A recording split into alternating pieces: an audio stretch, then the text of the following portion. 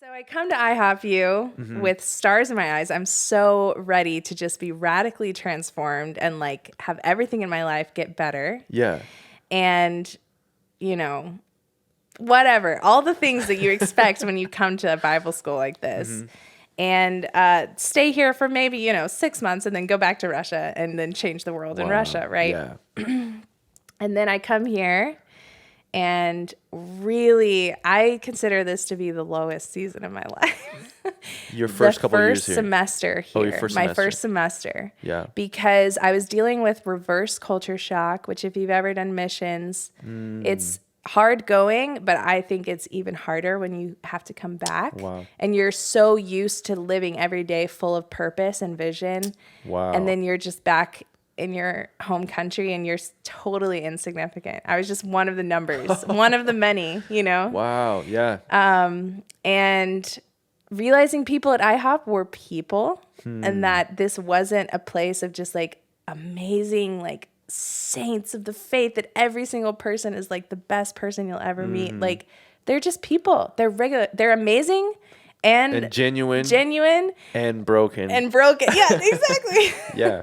So I was facing that, realizing that for the first time, and then just really struggling with personal sin, struggling with friendships, struggling with relationships. Yeah, just all of it. It was a really, really hard semester. And so what that brought along with that was sort of a cynicism to a cynical outlook on spiritual things. Right. Because I had been in missions, I had done the thing. I was thrown into, a Bible school of mostly 18-year-olds that had zero experience and all these dreams and all these like thoughts. And I'm like, well, I actually just did that and it sucks. Wow. I was like, I actually just did what you're glorifying and it's nothing like what you're saying. And you're running into all these young men and women's idealism about the mission field. Right. And about ministry. And you're like, actually, I just lived that out for 2.5 years and I had the worst time. Exactly. Wow. And so it made me think I knew way more than everybody. Okay.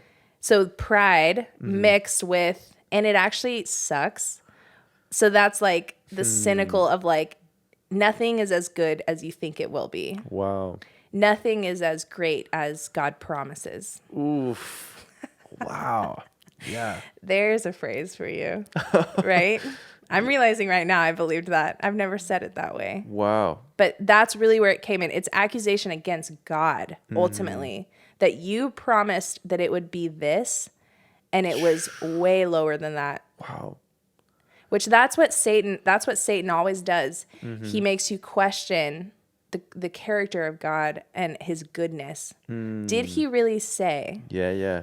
Right? That's the in the garden. That's what the serpent says. Yeah.